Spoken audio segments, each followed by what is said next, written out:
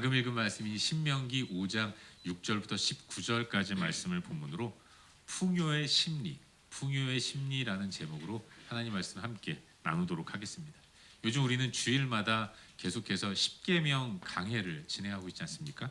오늘은 10번째 시간으로 제8계명 도둑질하지 말지니라라는 주제를 풍요의 심리라는 제목으로 함께 나누는 가운데 하나님 백성으로서 우리는 어떻게 살아야 하는가를 도전받는 그런 시간을 가지려고 합니다.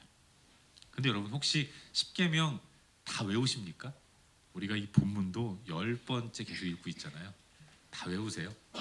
외우시면 유익합니다. 십계명 못 외운다고 천국 못 가는 거 아니에요. 천국문 앞에서 자 성경 시험 보겠다 이러고 문제 주지는 않거든요. 하지만 외우면 좋은데 몇 가지 이렇게 순서가 헷갈리는 경우가 좀 있습니다. 특히 5계명부터 10계명까지 내용에는 6계명, 8계명, 9계명 헷갈리는 경우가 있어요. 저는 이렇게 외웁니다. 5계명 부모를 공경하라라는 거잖아요. 근데 5계명부터가 이웃사랑의 계명이 시작이 됩니다. 부모는 내가 제일 먼저 만나는 나 아닌 이웃이에요. 첫 번째 이웃사랑의 계명이 5계명인데 내가 만나는 첫 번째 이웃은 부모죠. 그래서 부모를 공경하라. 6계명 그리고 오늘 나누는 8계명 이게 순서가 좀 헷갈릴 수 있는데 이렇게 외우면 좋아요.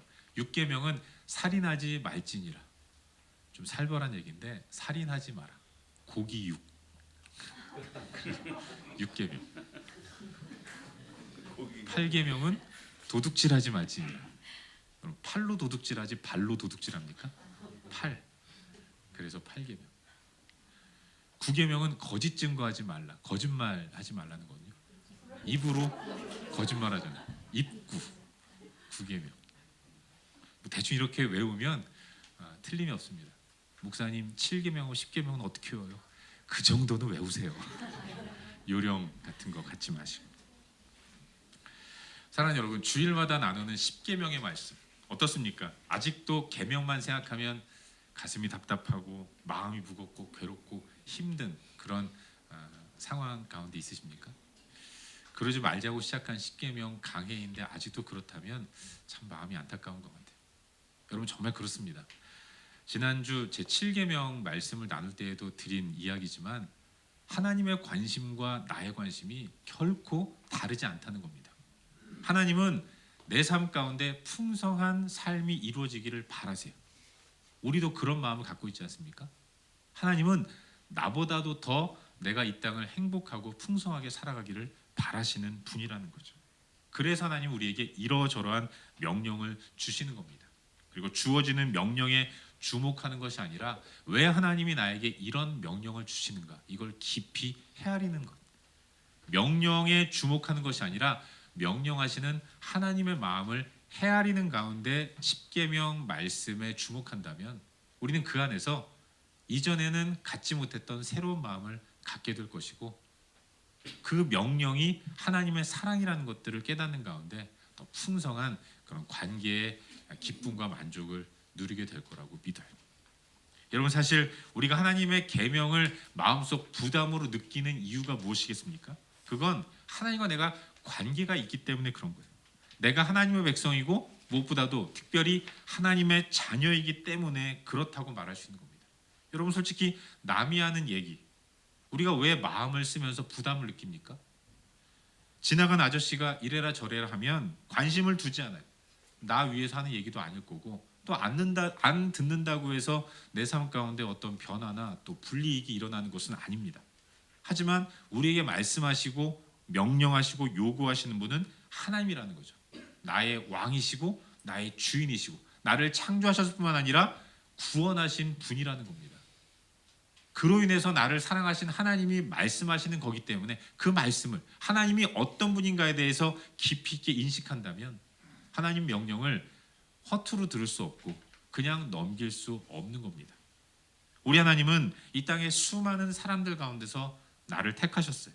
택하신 나를 위해 엄청난 갑지부를 하신 겁니다. 그리고 그 갑지부를 통해서 나를 하나님 당신의 자녀로 삼아주셨어요. 그토록 나를 사랑하시는 분이시기 때문에 어찌하든지 나 잘 되라고 하나님이 이렇게 저렇게 명령하고 요구하시는 겁니다. 그 하나님 마음을 기억한다면 그 하나님 말씀을 잘 들어야죠. 안 들으면 나만 손해인 겁니다. 그리고 또 하나님은 나를 너무나도 사랑하셔서 나 손해되는 것 결코 못 보십니다. 나도 내가 손해보는 것을 못 보지만 하나님은 나보다도 더 내가 손해보는 일들을 보지 못하세요. 그래서 나 손해보지 말라고 나보다도 더 안타까운 마음을 가지고 계속해서 순종을 명령하시는 겁니다. 이래라 저래라 명령하시는 것이고, 우리가 불순종할 때에는 때로는 징계를 내리셔서라도 그 징계를 통해서 돌이켜서 허락하시는 복을 누리도록 만들기 위해서, 행복한 삶을 만들기 위해서 때로는 때리기도 하시고 때로는 돌이킬 수 있도록 자극을 주시기도 하시고, 또 잘하면 칭찬과 격려도 아끼지 않으시는 가운데 그렇게 해서라도 우리에게 풍성한 삶을 허락해 주시는 분, 그분이 바로 하나님인 거예요. 명령 조목조목 문자 하나하나에 주목하는 것이 아니라 그 하나님이 어떤 분인가를 깊이 묵상하는 것이 필요합니다. 그래서 하나님은 십계명을 주실 때 제일 먼저 하신 말씀이 나는 너를 애굽 땅 종되었던 곳에서 인도해낸 너의 하나님 여호와다라고 먼저 말씀하신 겁니다. 여러분, 하나님은 저와 여러분을 향해 바라는 것이 다른 게 아니에요. 교제입니다. 그리고 하나님과의 교제로 인해서 얻어지는 열매가 바로 참된 풍성함이라는 것을 우리는 성경 속 에덴에서의 아담과 하와의 모습을 통해서 알 수 있는 거예요. 에덴에서의 아담과 하와는 죄 없는 사람들이었습니다. 하나님이 그렇게 만드셨어요. 그래서 그들은 하나님에 대한 무한 신뢰의 마음을 가지고 있었던 겁니다. 죄가 없으니까 하나님을 신뢰하는 겁니다. 그래서 하나님 명령하시는 것에 그들은 매 순간 모든 것들을 다 순종하는 모습을 가졌던 거죠. 그런 그들에게는 하나님께서 가시는 영원한 생명이 그들에게도 이어져서 죽지 않는 영원한 생명을 누리는 사람들이었습니다. 하나님 갖고 계신 사랑과 행복이 그들에게 그대로 전수되어서 그들은 매 순간 행복하고 풍성한 삶을 살아갔던 것이죠. 이런 에덴에서의 아담과 하와의 심리, 그걸 풍요의 심리라고 이야기하는 거예요. 풍요의 심리, 부족함이 없는 거 아니겠습니까? 매 순간 하나님과의 교제를 통해서 하나님이 베풀어 주시고 허락하신 것들을 계속 공급받으니까 그들은 부족함을 느낄 새가 없는 거예요. 육신의 부모도 자녀들에게는 좋은 것만 계속해서 공급해 주고 싶은데 하나님은 어떻겠습니까? 당신의 형상대로 지음받은 아담과 하와가 너무 예쁘고 너무 좋으셔서 하나님은 당신의 모든 것들을 계속해서 끊임없이 공급해 주셨고, 그래서 에덴에서의 아담과 하와는 부족함을 느끼지 않았어요. 늘 풍요의 심리를 가지고 나아갔던 겁니다. 그들은 부족함이 없었기 때문에 탐낼 필요가 없었어요. 여러분, 내가 없다고 생각하는 사람이 남에게 있는 게 보이는 거 아니겠습니까? 그리고 그걸 갖고 싶은 마음에 결국 어떤 식으로든 차지하고 갖기 위해서 잘못된 선택을 하는 것이고, 그 중에 하나가 도둑질인 거예요. 풍요의 심리로 충만하게 지음받고 창조된 인간 가운데 죄가 들어오니까 이 죄가 인간을 결핍의 자리로 밀어넣은 것입니다. 죄가 하나님과의 관계를 끊어놓았어요.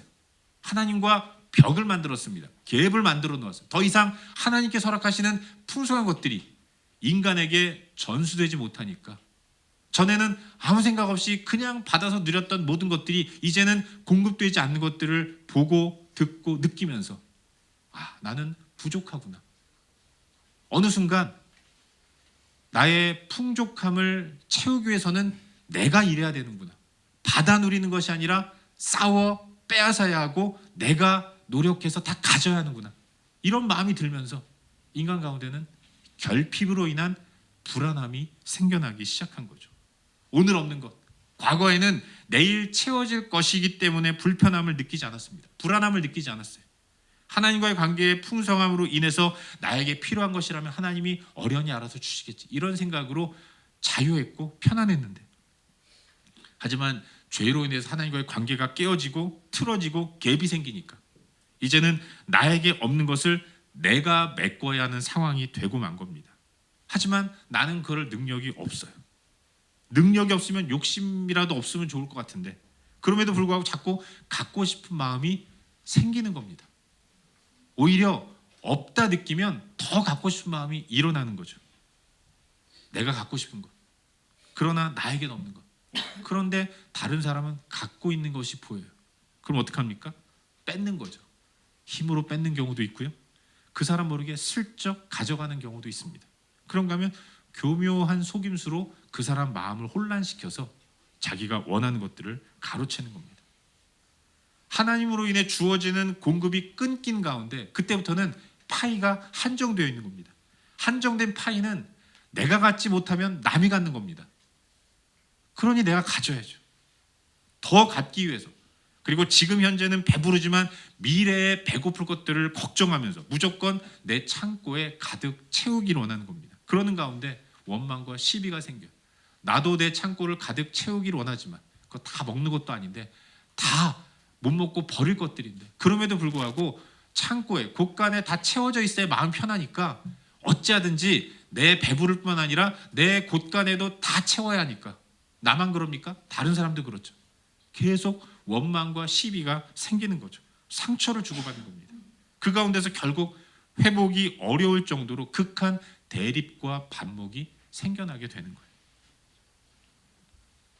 사랑하는 여러분, 세상은 그렇습니다. 세상은 극심한 부족의 심리를 갖고 살아가요. 사람의 심리가 그렇지 않습니까? 늘 미래의 마음이 있는 거예요. 그러다 보니까 만족이 없는 겁니다. 미래 늘 불안한 거죠. 기대에 찬 마음은 몇 프로 안 되고 나의 미래를 생각하면 경험하지 않은 것 때문에 불안한 마음이 계속 일어나게 되는 거죠. 만족을 이루기 위해서 남의 것도 훔칩니다. 남의 유익을 가로채서 내 유익을 챙겨요.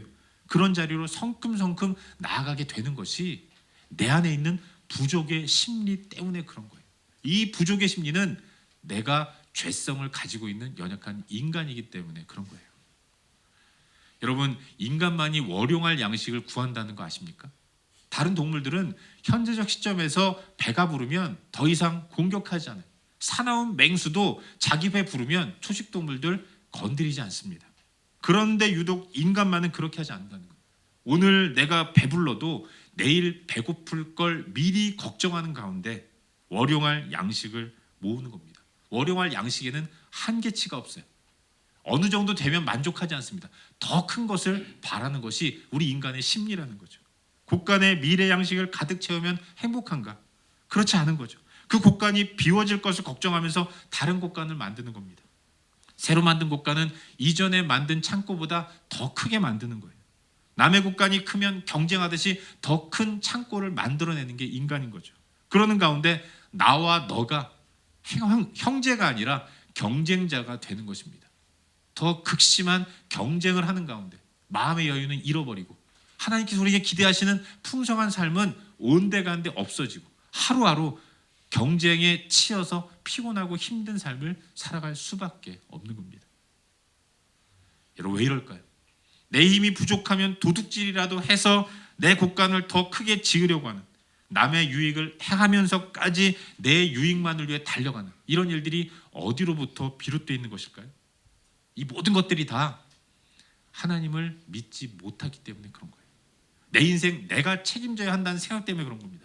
내 육신의 변화가 힘의 약화로 이어질 수 있기 때문에 하루하루 나이를 먹으면서 기운이 빠지니까 그게 걱정이 되니까 이제 앞으로 다가올 날도 전에는 힘으로 제압했지만 안 될 것 같으니까 그래서 마음의 불안함을 느끼는 겁니다.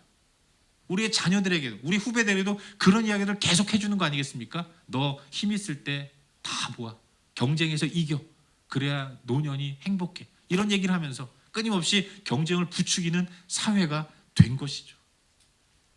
그날이 오기 전까지 수단 방법 가리지 않고 내 배를 불리고 더 나아가서 미래의 내 배까지 불려가려고 달려가고 있는 것입니다. 부족의 심리가 나를 가혹하게 만들어요. 이 가혹함은 나도 파괴시키지만 남도 파괴시키고 무너뜨리는 일까지 서슴지 않게 만듭니다. 그런 가운데 공동체는 온데간데 없어져요. 이제는 이웃이 없고 경쟁자만 있고 적만 남는 이런 세상이 되어버리고 마는 것입니다. 이게 세상의 모습인 거죠. 사랑하는 여러분, 저와 여러분이 그런 세상 속에서 하루하루 살았습니다. 그런 우리를 하나님이 택하셨어요. 왜인지는 모릅니다. 그냥 택하셨습니다. 그리고 나를 하나님 당신의 자녀로 삼아 주셨어요.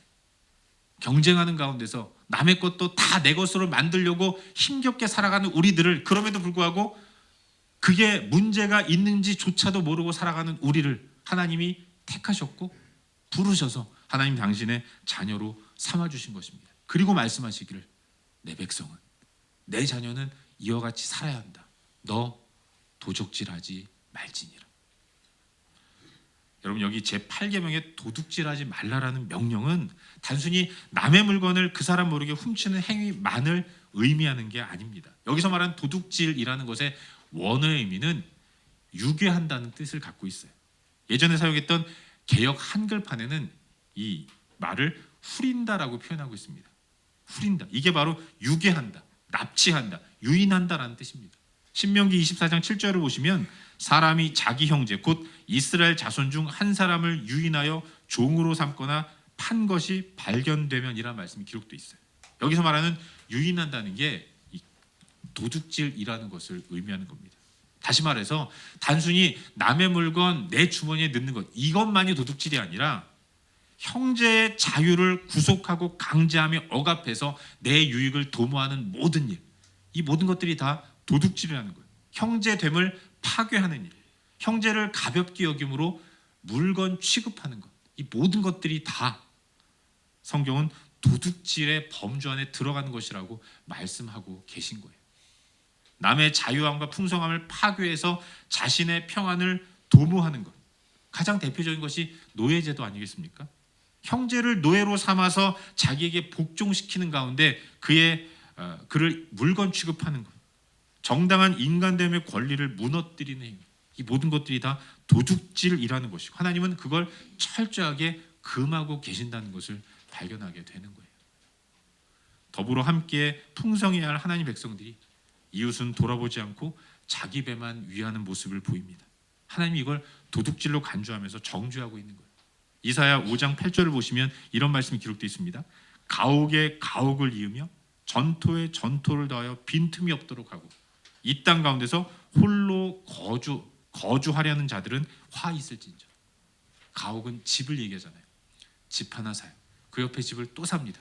또 사고 또 사고 또 사고. 그걸 나누지 않고 나 혼자 다 차지하는 겁니다. 밭을 삽니다. 옆에 있는 밭 또 사요. 그 옆에 있는 거 또 삽니다. 긴 밭, 넓은 밭을 사고 그걸 나 혼자 누리면서 자기 배만 위하는 것. 하나님은 그걸 도둑질로 간주하시고 화 있을진저라고 선포하고 계신 겁니다. 이게 도둑질인 거죠. 남의 것 다 빼앗아 자기만 잘 사는 것. 교묘한 감언이설로 사람을 속여서 불의한 저울추를 사용해서 부당한 이익을 취하는 것. 가난해서 돈을 빌려야 하는 사람들에게 높은 이자를 받는, 고리를 받아서 그 사람을 더 어렵게 만드는 것. 하나님 앞에 마땅히 감사함으로 드려야 할 헌금을 드리지 않는 것. 마지막으로 자기 지위를 이용해서 약한 사람들에게 소위 갑질하는 행위들, 이 모든 것들이 다 나만의 유익을 도모하는 도둑질이라고 성경은 말씀하고 있는 것입니다. 나의 유익을 위해 이웃을 파괴하는 것, 그것은 그 사람의 주인이신 하나님의 것을 함부로 유린하고 유교하는 도둑질에 해당하는 것이라고 하나님은 선포하고 계신 거예요. 우리는 이걸 깊이 인식하고 깨닫는 삶을 살아야 하는 것입니다. 사랑하는 여러분, 도둑질하지 말라는 제8계명이 지적하는 것은 죄성을 가진 우리 부족의 심리입니다. 세상은 그렇게 살아요. 세상은 여전히 내 힘으로 내 인생을 책임져야 하기 때문에 그 가운데서 부족의 심리를 가질 수밖에 없습니다. 나보다 더 잘난 사람들이 그토록 많은데, 나보다 더 능력 많은 사람들이 얼마나 많습니까? 그야말로 남도 사투리로 천지 삐까리인데, 그 사람들이 다 내 거 다 가지면 나는 뭐 먹고 사나 걱정할 수밖에 없는 겁니다. 부족의 심리를 갖는 것이 세상에서는 지극히 자연스러운 거예요. 그런데 하나님 우리를 택하시지 않았습니까? 자기 백성으로 삼아주셨어요. 그리고 말씀하시는 겁니다. 나는 너의 창조주다. 내가 너의 왕이고 너의 아버지이고 너를 이끄는 인도자인데 나는 충만한 여호와다. 부족함이 없는 완전한 내가 너를 책임져 주었는데, 내가 너를 구원했는데 내가 너 하나 먹는 거 하나 안 주겠느냐? 입는 거 안 입히겠느냐? 내가 다 책임져 주는데 네가 뭐가 부족해서 부족의 심리를 가지고 살아가느냐? 그러니 남의 거 신경 쓰지 마. 더불어 함께 이 풍성함을 누리며 행복하게 살아라. 하나님은 그걸 우리에게 도전해 주시는 거예요. 그 하나님을 믿는다면, 그래서 우리의 마음이 풍요의 심리로 가득하다면, 그런 우리가 살아가는 공동체에 유괴가 웬 말이고 납치가 가당키는 한 일이겠습니까? 왜 쓸데없이 도둑질을 하겠어요?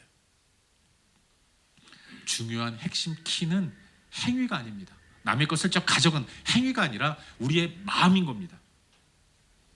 우리의 마음이 하나님을 신뢰하는 믿음이 있다면 하나님께서 명령하시는 것들 또한 기꺼이 받아들이고 순종하는 자리로 나아갈 수 있게 되는 거예요. 그리고 모든 게 다 그렇게 마음의 문제이기 때문에 내가 내 마음 어떻게 컨트롤할 수 있겠습니까? 그래서 우리는 하나님께 맡길 뿐이라는 거죠. 그래서 우리에게는 믿음이 가장 중요한 거예요. 우리는 믿음을 달라는 기도를 계속해서 해 나가야 하는 것입니다. 단순히 도둑질 안 하는 것, 이게 중요한 것이 아니라 내 안에 진정한 하나님이 허락하시는 풍요의 심리가 넘쳐 흐를 수 있도록 하나님 내 마음 다스려 주시고 나를 인도해 주시옵소서. 이와 같은 기도가 우리의 기도 제목이 되어야 할 줄로 믿습니다. 세상과 다른 풍요의 심리, 하나님은 그걸 우리에게 허락해 주세요. 그리고 자꾸만 세상을 바라보면서 시선을 분산시키는 것이 아니라 풍성함을 허락해 주시는 하나님께만 모든 시선을 고정하고 하나님만 바라보라고 우리에게 도전하시는 겁니다. 그 하나님의 선하신 도전 앞에서 우리는 날마다 풍요의 심리를 구하며 나아가야 돼요. 여러분, 심리라는 게 어디 내 마음대로 이루어집니까? 그래서 우리는 하나님께 구하고 또 구하며 나아가야 하는 거죠. 잊지 마십시오. 도둑질하지 말지니라라는 10계명의 제8계명은 풍요의 심리를 가지라는 하나님의 명령입니다. 제발 나 좀 믿어라 이놈아 라고 말씀하신 하나님의 절규인 거예요. 하나님은 모든 것들을 다 갖고 계십니다. 그걸 하나님 당신만 쓰시는 것이 아니라 베풀어 주시는 거예요. 그 하나님에 대한 신뢰가 우리 가운데 있다면 우리는 나누지 못할 것이 없고 가난하게 살 이유가 없는 것이죠. 남에게 받는 것 또한 비굴하게 받지 않을 수 있어요. 함께 서로 나누는 것이기 때문에 그로 인한 풍성함이 우리 가운데 넘쳐나게 될 줄로 믿습니다. 그분을 향한 신뢰의 마음을 잊지 않을 수 있도록 기도하시고 매 순간 허락하시는 것들로 만족하면서 나를 풍요롭게 하시는 하나님을 의지함으로 살아가는 저와 여러분, 우리 모두가 될 수 있기를 주의 이름으로 축원합니다. 기도하겠습니다. 주신 말씀 붙들고 함께 조용히 묵상으로 기도하며 나아가기를 바랍니다. 사랑하는 여러분, 하나님은 충만케 하시는 분이에요. 차고 넘치게 하시는 분이십니다. 하나님께는 부족함이 없어요. 그리고 결정적으로 그 하나님이 누구 부탁받고 하신 것이 아니라 누구 청탁받고 하신 것이 아니라 당신의 뜻대로 나를, 여러분을, 우리를 하나님 당신의 자녀로 삼아주셨습니다. 그 은혜 하나님 앞에 온전히 나아가서 내 마음을 올려드릴 수 있기를 바라요.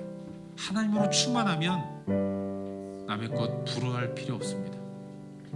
갖지 못한 것에 대해서 주눅들지 않아요. 하나님이 내 안에 계신데 그 하나님이 나에게 필요한 것들을 공급해 주시는데 지금 내가 갖고 있는 것이 다 하나님의 은혜임을 고백하게 되는데 누구를 부러워하고 그 가운데서 왜 가슴 아파 하겠습니까?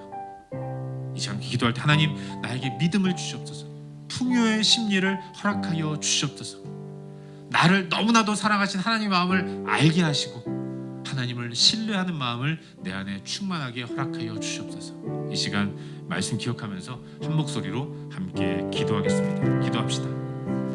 좋으신 아버지 하나님, 하나님을 신뢰하는 마음을 내 안에 충만하게 허락하여 주시옵소서. 하나님, 나의 왕이심을 고백합니다. 나의 구주이심을 고백합니다. 나의 아버지 되심을 고백합니다. 늘 풍성케 하시는 하나님을 신뢰하며 믿음으로 나아갈 수 있도록 인도하시옵소서. 내 안에 눌림이 없게 인도하시고 자유함만이 넘쳐날 수 있도록 인도하시고 주의 은혜로 나를 충만케 하여 주옵소서. 부족의 심리 가운데 허덕이는 나를 풍요의 심리를 누리는 자녀로 불러주셨사오니 하나님이 나의 아버지이시고 나의 왕이시며 나의 주인이심을 고백하는 가운데 하나님 한 분만으로 만족하는 은혜의 삶을 살아갈 수 있도록 인도하시고 이끌어 주시옵소서. 아버지 하나님 역사하여 주시옵소서. 은혜를 베풀어 주시옵소서. 하나님 온전히 믿음으로 나아갈 수 있도록 도와주시옵소서. 아버지 하나님 역사하여 주시옵소서. 인도하여 주시옵소서. 이번 한 주간도 그런 삶을 살 수 있도록 인도하시옵소서.